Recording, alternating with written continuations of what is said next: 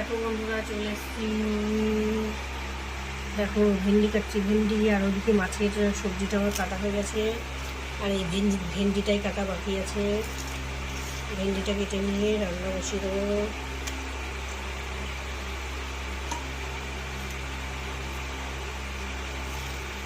ভেন্ডি কেটে খারাপ লাগে না, ভালোই লাগে, কিন্তু এরকম ফাঁকা করে কাটছি, যদি আবার পোকা বেরিয়ে যায় রান্না করে। আমি এরকম ফাঁকা করে দেখিনি পোকা আছে নাকি। দেখো আর উপরে দেখো সব কেটে রেখে দিয়েছি।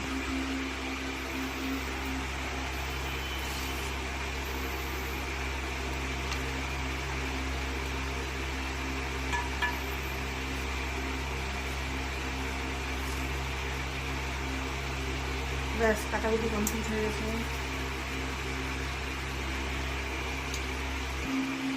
ভেন্ডি, মাছের আলু, এদিকে লঙ্কা আছে, এদিকে মাছের উপর পটল, আর এইদিকে দেখো শসা, লেবু, পেঁয়াজ। আমার ডিম ভুজিয়াটা হয়ে গেল, এবার ভেন্ডি চচ্চড়িটা বসিয়ে দেবো।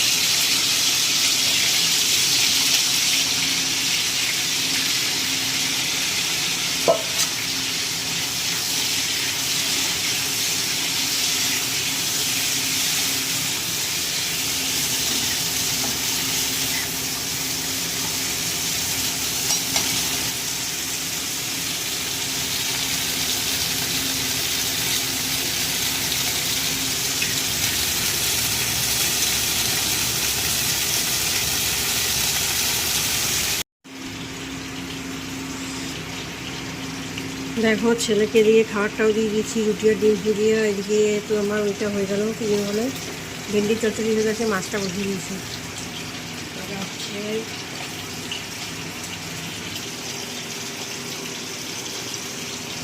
প্রচণ্ড গরম পড়েছে, এত গরম আর এত রোদের তাপ, বাবা ভাদ্র মাসের তাল পাকা গরম। আগেকার দিনের মানুষটা বলে ভাদ্র মাসে নাকি তাল পাকা গরম, সেই তাল পাকা গরম পড়েছে। এখন তালের গোড়া খেতে পারিনি, মানে বাড়িতে বানাইনি এখানে।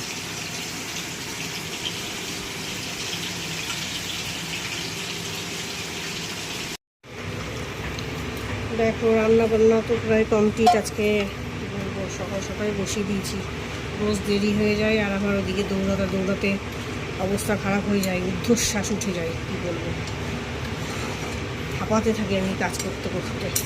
বলি একটা কাজের লোক রাখতে, কী বলবো, মানে এমন ভাব করে না, মানে আমার কথা শুনেও শোনে না।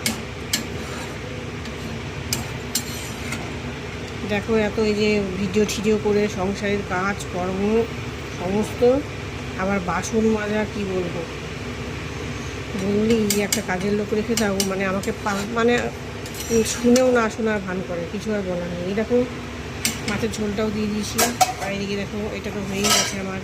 আর ফ্রিজে অনেকটা, মানে অনেকটা বলতে কিছুটা আছে, একজনের হবে, আমি তো খাবো না।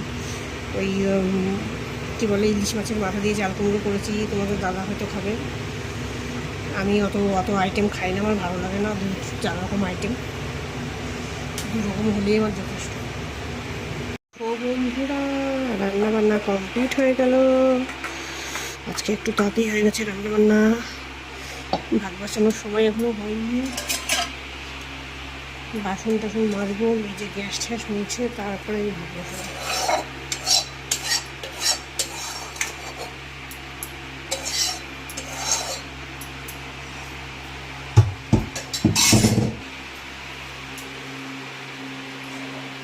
দেখো এই যে পাতা মাছের ঝোল বড়ি দিয়ে করেছি, হালকা ঝোল করেছি, কারণ পুরো প্রচণ্ড গরম পড়েছে। দেখো প্রচণ্ড রোদের তাপ।